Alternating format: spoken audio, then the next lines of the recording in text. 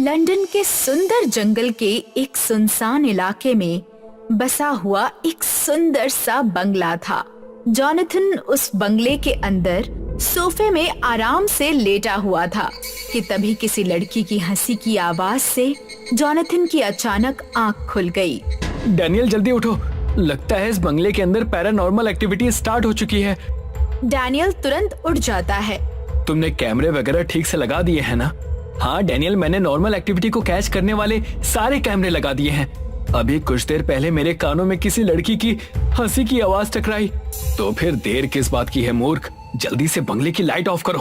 अंधेरा होने पर ही हम लैपटॉप में साफ साफ देख सकेंगे कि आखिर इस बंगले में क्या चल रहा है, क्या है जिस वजह से इस बंगले को कोई भी खरीदने के लिए तैयार नहीं होता। जॉनथन ने तुरंत बंगले की सारी लाइट्स ऑफ कर दी और वो डैनियल के साथ लैपटॉप की स्क्रीन पर देखने लगा। मगर लैपटॉप की स्क्रीन पर जो दिखाई दिया उसे देखकर जॉनथन के गले से डर से चीख निकल गई। इस बंगले में जो कोई भी है हमारे पीछे ही खड़ा है। जॉनथन, तुम सही कह रहे हो, हमें यहाँ से जान बचाकर भागना होगा। तभी तेज हवा के साथ बंगले के सारे दरवाजे बंद हो गए। लगता है हम इस घर से बाहर नहीं जा पाएंगे। जो भी हो, हमें भागना तो पड़ेगा ही। कुछ ही देर में उन दोनों की चीखें बंगले की दीवारों से निकलकर जंगल के सन्नाटे को चीर गई। इस घटना के कुछ महीनों बाद चार्ल्स अपने कॉलेज के ऑफिस में बैठा हुआ था कि तभी उसका दोस्त प्रोफेसर डेविड उसके पास आकर कहता है, क्या हुआ चार्ल्स, तुम इतनी टेंशन में क्यों हो? तुम तो जानते हो कि मैं अपनी फैमिली के साथ दूसरे बंगले में शिफ्ट हो रहा हूँ। बस मेरी बेटी मारिया अपना पुराना घर छोड़ने की वजह से काफी उदास है। उसका उदास होना भी जायज है। उसने अपनी जिंदगी के 20 वर्ष अपने पुराने घर में जो बिताए हैं। अच्छा, वैसे तुम शिफ्ट कहाँ हो रहे हो? लंदन के मेरियाना जंगल में एक बंगला बना हुआ है। उस बंगले से ये कॉलेज काफी पास में है और वो मुझे बहुत सस्ते में मिल गया। मैं बस वहीं शिफ्ट हो रहा हूँ। ये सुनकर चार्ल्स का दोस्त बुरी तरह से चौंक पड़ा। चार्ल्स, हम और तुम पिछले 20 वर्षों से इस कॉलेज में एक साथ पढ़ा रहे हैं। मैं तुम्हारा तब से दोस्त हूँ। इस नाते मैं तुम्हें एक सलाह देता हूँ, तुम उस बंगले में शिफ्ट मत होना। उसकी जगह तुम कोई दूसरा बंगला खरीद लो। ये तुम क्या कह रहे हो डेविड? उस बंगले के बारे में तरह तरह की बातें मशहूर हैं। वो बंगला पैरानॉर्मल एक्टिविटीज से भरा हुआ है और तुम्हारी पत्नी एना बहुत ही ज्यादा इमोशनल लेडी है। चार्ल्स, इस तरह की स्त्रियां पैरानॉर्मल एक्टिविटीज की चपेट में बहुत जल्दी आ जाती हैं। प्रोफेसर डेविड की बात सुनकर चार्ल्स मुस्कुराकर वहाँ से चला गया। सच तो ये था कि वो इन बातों पर विश्वास नहीं करता था। अगले दिन चार्ल्स अपनी फैमिली को लेकर उस बंगले में शिफ्ट हो गया। बंगले को अंदर से देखकर चार्ल्स की बेटी मारिया बहुत खुश होती है। ये बंगला तो अंदर से बहुत ही ब्यूटीफुल बना है डैडी। मैं तो बेवजह पुराना घर छोड़ने की वजह से उदास थी।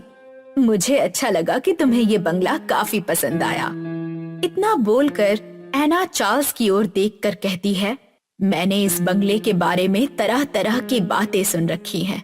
सुना है कि इस बंगले में अजीबोगरीब तरह की पैरानॉर्मल एक्टिविटीज होती रहती हैं। अगर इस बंगले में इस तरह की एक्टिविटीज होती हैं, तो फिर तो ये तुम्हारे लिए अच्छा है। तुम अपनी मॉम को काफी सालों से मिस करती हो। इसी बहाने तुम्हारी मॉम से भी मुलाकात हो जाएगी। इतना कहकर चार्ल्स जोर जोर से हंसने लगा। मारिया ने बंगले में अपने लिए एक सुंदर सा कमरा चूज कर लिया। आधी रात का समय हो चुका था कि अचानक एना और चार्ल्स के कानों में मारिया की दर्दनाक चीख टकराई। वो दोनों उठकर बैठ गए। ये तो मारिया के चिल्लाने की आवाज थी। तुम सही कह रही हो, हम दोनों को तुरंत उसके रूम में देखना चाहिए। वो दोनों दौड़ते हुए मारिया के रूम में पहुंच गए। मारिया अजीब अंदाज में बिस्तर पर बैठी हुई छत को घूर रही थी। क्या हुआ मारिया, तुम चीखी क्यों? अचानक मारिया मुस्कुराती हुई किसी रोबोट की तरह अपने पिता चार्ल्स की ओर देखकर कहती है, आपको कोई गलतफहमी हुई होगी डैडी। ये देखकर एना और चार्ल्स को बड़ा ही आश्चर्य हुआ। वो दोनों अपने रूम में जाकर दोबारा सो गए। अगली सुबह एना चार्ल्स से कहती है, चार्ल्स, कल तुमने मारिया का चेहरा देखा था? हाँ, देखा था। हम दोनों ने उसकी चीख अपने कानों से सुनी थी, मगर रूम में मारिया छत को घूर रही थी और तुम्हारे पुकारने पर अजीब से अंदाज में मुस्कुरा रही थी। तुम कहना क्या चाहती हो? यही कि वो किसी भी एंगल से हमारी मारिया नहीं लग रही थी। ये सुनकर चार्ल्स जोर जोर से हंसने लगा। तभी मारिया हाथ में एक पुराना कैमरा पकड़ी हुई वहाँ आकर चार्ल्स से कहती है, ये देखो डैडी, ये मुझे इस बंगले के बेसमेंट में मिला। ये बहुत ही अलग तरह का कैमरा लग रहा है। मारिया, मैंने इस तरह के कैमरे अपने दोस्त प्रोफेसर डेविड के पास देखे हैं। ये कोई आम कैमरा नहीं है। ये कैमरा पैरानॉर्मल एक्टिविटीज को रिकॉर्ड करने के लिए ही तैयार किया गया है। मारिया चार्ल्स के हाथों में कैमरा देकर अपने रूम में चली गई। चार्ल्स अपनी पत्नी एना के साथ बाहर गार्डन में चला आया कि तभी उसे दूर से आई हुई मारिया दिखाई पड़ी। मारिया, तुम तो अभी अंदर थी ना? इतनी जल्दी बाहर कैसे आ गई? ये कैसी बातें कर रहे हैं डैडी? आप जानते हैं कि मैं सुबह सुबह जॉगिंग करने जाती हूँ। मैं तो काफी देर से बाहर थी। प्लीज मारिया, मुझे डराओ मत। अभी कुछ सेकंड पहले ये कैमरा तुम अपने डैडी को देकर गई थी। लगता है आप दोनों का दिमाग खराब हो गया है। इतना बोलकर मारिया बंगले के अंदर चली गई। मुझे अब बहुत डर लग रहा है चार्ल्स। अब तो मुझे भी विश्वास होने लगा है कि जो मैं देख रहा हूँ वो मेरा वहम नहीं। तुम चिंता मत करो है ना।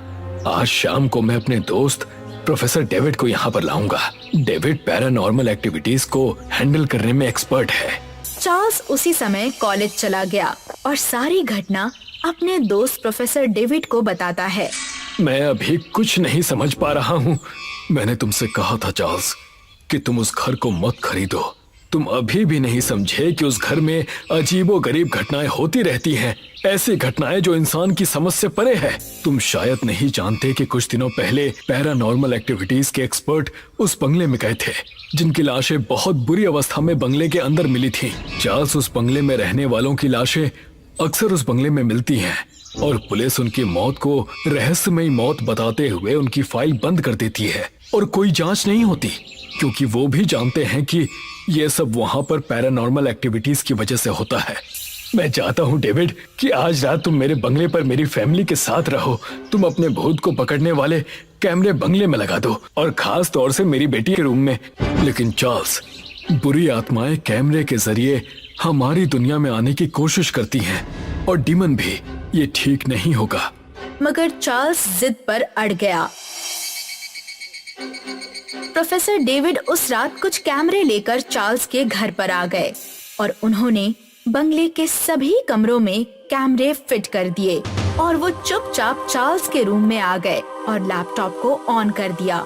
जैसे ही उन्होंने लैपटॉप ऑन किया तो लैपटॉप की स्क्रीन को देखकर चार्ल्स और एना की आंखें दहशत से फटी की फटी रह गई। ये कैसे हो सकता है? मारिया के रूम में एक मारिया नहीं बल्कि दो मारिया है। चार्ल्स फटी आंखों से लैपटॉप की स्क्रीन पर देखते हुए कहता है, और दोनों मारिया एक दूसरे से बात कर रही हैं। तभी लैपटॉप में दोनों मारिया अजीब से अंदाज में स्क्रीन के सामने घूरने लगती हैं। अचानक उनमें से एक मारिया का चेहरा पूरी तरह से काला पड़ जाता है और उसकी आंखों का रंग बिल्कुल चांदी जैसा सफेद हो जाता है। वो स्क्रीन को घूरती हुई एना की ओर देखकर कहती है, तुम्हें क्या लगता है कि तुम दोनों प्रोफेसर के साथ खड़े हो? अचानक एक धमाके के साथ लैपटॉप में ब्लास्ट हो गया और प्रोफेसर वहाँ से गायब हो गए। ये देखकर चार्ल्स और एना बुरी तरह से चीखने लगे। ये क्या हो रहा है? हमें अपनी जान बचाकर यहाँ से भागना चाहिए। लेकिन मैं मारिया को लिए बगैर यहाँ से नहीं जाऊंगी। इतना कहकर एना सीधे मारिया के कमरे की ओर दौड़ने लगी। चार्ल्स भी एना के पीछे दौड़ता हुआ मारिया के कमरे में जैसे ही पहुंचा तो वहाँ पर कोई नहीं था। मारिया, कहाँ हो तुम? मारिया, जवाब दो, तुम कहाँ हो? तभी उन दोनों के कानों में मारिया की आवाज टकराई। मैं यहाँ हूँ पापा। उन दोनों की नजर जैसे ही बेड पर पड़ी तो उन दोनों की आंखें डर से फटी की फटी रह गई। मारिया बड़ी ही भयानक शक्ल में उन दोनों को देख रही थी। अचानक वो दोनों चीखते हुए उस कमरे से जैसे ही बाहर आए, अचानक तेज हवा के साथ बंगले के सारे दरवाजे बंद हो गए। ऐसा लगता है हम फंस चुके हैं चार्ल्स। हम बचने का कोई ना कोई रास्ता ढूंढ लेंगे। तभी चार्ल्स की नजर खिड़की पर पड़ी। चार्ल्स खिड़की की ओर जैसे ही पहुंचा, अचानक से दो भयानक शक्ल वाले इंसान खिड़की के सामने खड़े हो गए। वो दोनों उनसे बचने के लिए जैसे ही पीछे की ओर भागे तो पीछे मारिया खड़ी थी और वो उन्हें भयानक अंदाज में देखकर मुस्कुरा रही थी। कुछ ही पलों में एना और चार्ल्स की भयानक चीखें खिड़की से टकराकर सन्नाटे को चीर गई। अगली सुबह तीनों की लाश बंगले के अंदर मिली। प्रोफेसर डेविड पुलिस की ओर देखकर कहते हैं, मैंने अपने दोस्त को मना किया था कि इस बंगले को ना खरीदे, मगर वो मेरी बात नहीं माना। आज रात मैं इस बंगले पर रुकने वाला था, मगर यहाँ पहुँचने से पहले ही मेरा छोटा सा एक्सीडेंट हो गया। मैंने अपने दोस्त को कई बार फोन लगाया, लेकिन उसका फोन स्विच ऑफ आ रहा था। पुलिस ने उन तीनों की मौत को रहस्यमयी मौत बताते हुए हमेशा की तरह फाइल बंद कर दी। लक्ष्य डरावनी कहानियों की शैली में काफी नामचीन लेखक था। काफी समय से उसे अपनी कहानियों में लिखने के लिए नई प्रेरणा नहीं मिल रही थी। लक्ष्य अपने एडिटर मनीष से इस समस्या का हल पूछता है। यार मनीष, कुछ भी नया नहीं आ रहा है दिमाग में कहानियों के लिए। ऐसा लगता है जैसे कोई नई इंस्पिरेशन चाहिए मुझे। कहीं किसी भूतिया जगह पर जाने की सोच रहा हूँ। तो किस जगह चलने का सोचा है? आप कहें तो मैं एक सुझाव दूं? कैसा सुझाव? आपने कालवन जंगल के बारे में सुना है? आए दिन अफवाहें उस जंगल के इर्द गिर्द घूमती रहती है। कोई ना कोई वहाँ गायब हो जाता है और उसका नामो निशान भी नहीं मिलता। हॉन्टेड जोन कहते हैं उस जंगल को। मुझे तो डर लग रहा है, हमें सच में कुछ हो गया तो। अरे ये तो सिर्फ अफवाहें हैं, तुम चिंता मत करो निर्मल। मैं अपने असिस्टेंट राइटर का ध्यान तो रख ही सकता हूँ ना, और इससे तुम भी कुछ ना कुछ सीखोगे ही। तो तय रहा, हम सब कल कालवन जंगल के लिए निकलेंगे।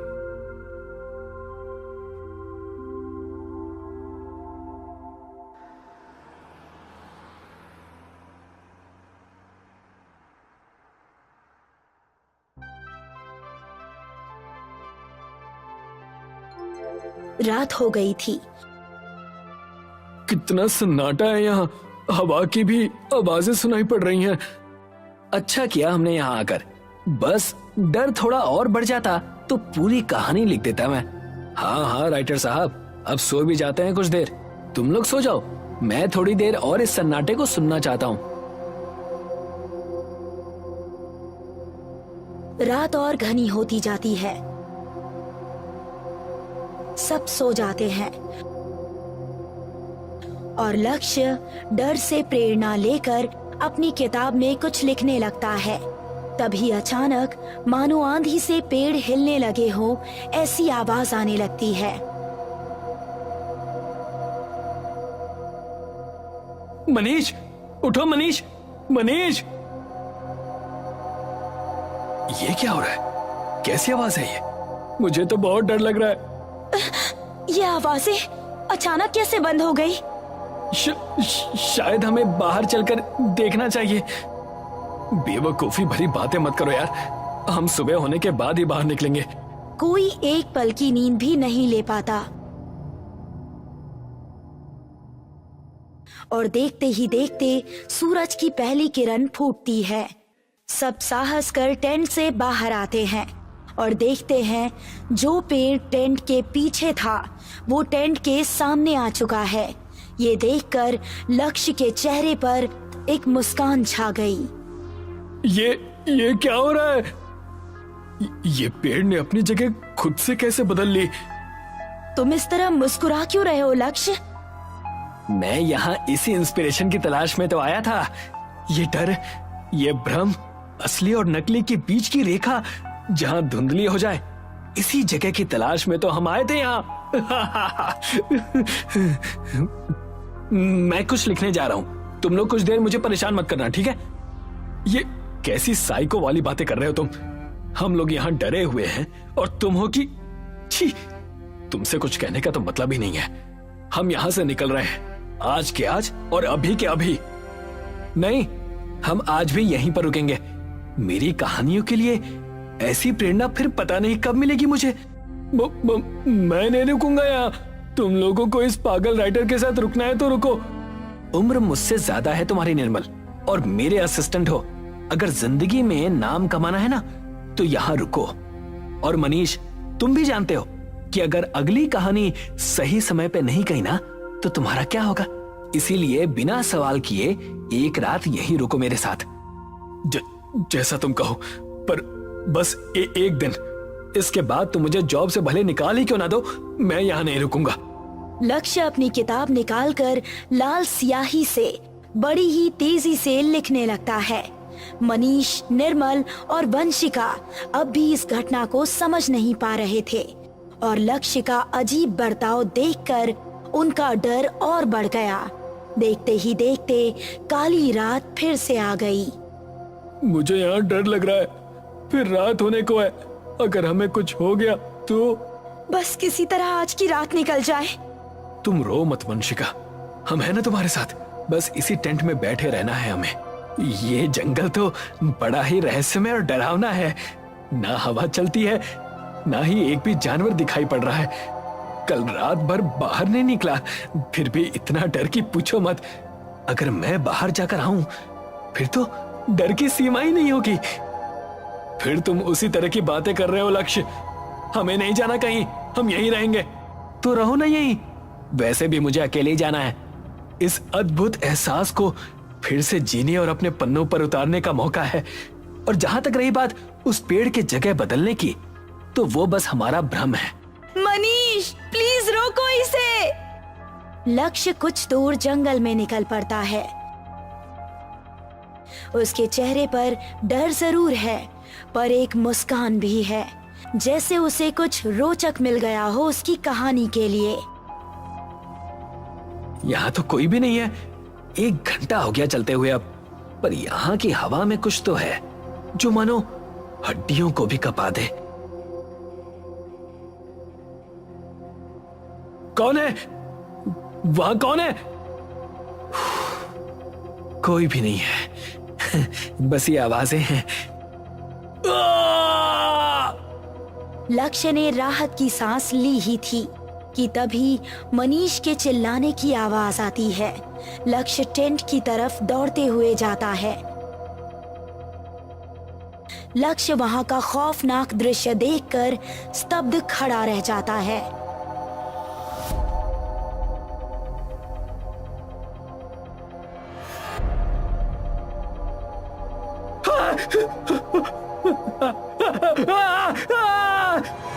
अपने सामने मनीष को इस हालत में मरता देख लक्ष्य वहां से डर कर भागता है और एक जगह जहां कोई पेड़ नहीं दिख रहे थे वहां पर आकर थम जाता है और अपनी सांसों को संभालता है।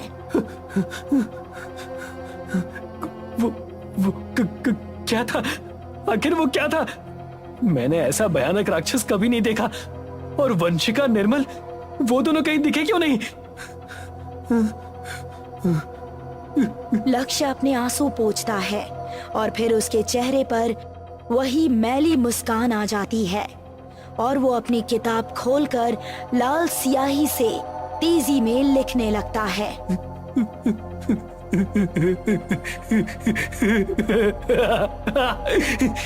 मनीष, तुम्हारा जीवन बिना कीमत के नहीं था। तुम्हारी मौत ने मुझे एक नई प्रेरणा दी है। इस कहानी को तुम्हारी आहुति मिली है, इसके लिए मैं तुम्हारा धन्यवाद करता हूँ। लक्ष्य अपनी कहानी में खोया था कि तभी उसे एक आवाज सुनाई देती है।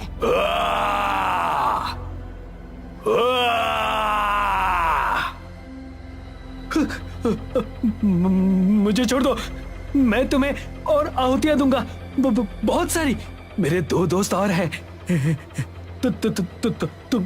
तुम उन्हें मार सकते हो और मुझे मेरी कहानियों के लिए एक नया पात्र भी मिल जाएगा। इतना ही नहीं, मेरी किताब पढ़ के कई लोग इस वन में आएंगे और उससे तुम्हें और भी आहुतियां मिलेंगी। ये सही रहेगा। पेड़ को अपनी ओर बढ़ता हुआ देख अपनी आंखें बंद कर लेता है। वो जैसे ही अपनी आंखें खोलता है, वो पेड़ वहां से जा चुका होता है।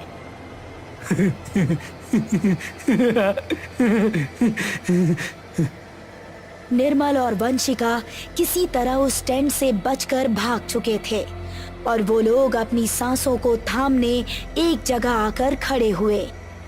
मनीष की वजह से ही हमें अपनी जान बचाने का मौका मिला है वंशिका।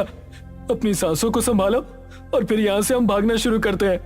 मनीष ने जो मौका दिया है, हम उसे ऐसे खाली नहीं जाने दे सकते। पता नहीं ये सब कैसे हुआ। ऐसा भयानक राक्षस, अगर मुझे पता होता तो मैं यहाँ आने का सुझाव कभी नहीं देती। और लक्ष्य कैसा होगा इस जंगल में अकेले? पता नहीं, उसे इतना समझाया पर अपनी किताब लिखने के लिए उसने हम सबको इस खतरे में डाल दिया। तभी उन्हें अचानक झाड़ियों के हिलने की आवाज आती है। कौन है? कौन है वहाँ? अरे मैं हूँ। लक्ष्य, तुम जिंदा हो? लाख लाख शुक्र है भगवान का। पर तुमने हमें ढूंढा कैसे? मैंने टूटे हुए टेंट को देखा और कुछ देर तुम सबको ढूंढने लगा। फिर मुझे यहाँ खड़े दिखे तो तुम्हारे पीछे यहाँ आ गया। मनीष कहाँ है? मनीष नहीं रहा, उसे उस राक्षस ने मार दिया। उसने हमें भागने का मौका देने के लिए अपनी जान गंवा दी। क्या?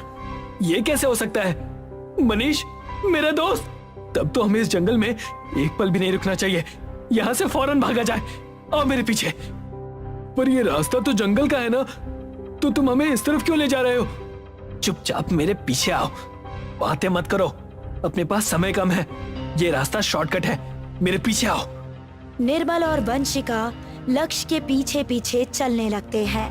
लक्ष्य उन्हें उसी जगह पर ले जाता है जहाँ कोई पेड़ नहीं थे। निर्मल और वंशिका को कुछ राहत मिलती है। तभी लक्ष्य रुक जाता है।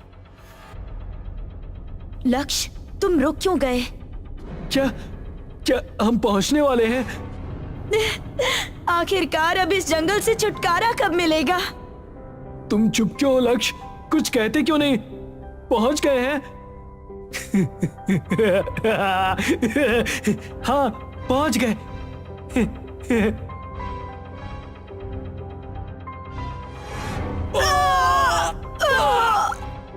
तुम्हारी कहानी के अंत पर लक्ष्य अपने चेहरे पर घिनौनी मुस्कान लिए उन दोनों को निगल जाने वाली नजरों से देखता है और वंशिका और निर्मल उन्हें दिए गए धोखे को समझकर लक्ष्य की ओर दुख भरी नजरों से देखते हैं। वंशिका के आंखों से आंसू की एक बूंद छलकती है और वो लक्ष्य के हाथ की ओर देखकर मुस्कुराती है। लक्ष्य इस बात को समझ नहीं पाता और अपनी रोत से भरी आंखें लिए अपनी किताब खोलता है और लाल स्याही से लिखना शुरू करता है। मेरी कहानी का शीर्षक अंत्येष्टि यानी अंतिम यात्रा।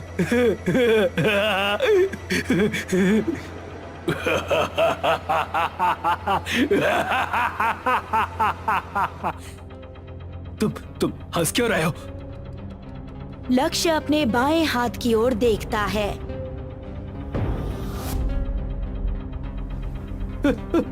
ये क्या हो रहा है? मेरे हाथ ये क्या हो रहा है मुझे? ये रहा तुम्हारा नया लेखक। ये श्राप है जो हम सब भोग रहे हैं। हम निशाचर पेड़ जो तुम जैसों की पीड़ा पर आनंद लेते हैं, उनमें भी तुम सबसे बड़े राक्षस निकले। हम सब श्रापित लोग हैं, तुम्हारी ही तरह। और अब तुम भी भोगो ये श्राप इस जंगल में, अंत से अनंत तक।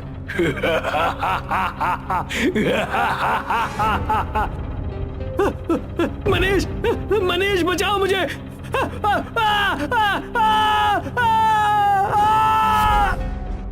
लक्ष्य, जिसने अपने सभी दोस्तों की आहुति दी थी, एक लेख की प्रेरणा के लिए अब उसकी पुकार और घिनौनी मुस्कान धीरे धीरे उस जंगल के सन्नाटे में विलुप्त हो गई। और वृक्ष वन में फिर से एक सन्नाटा छा गया।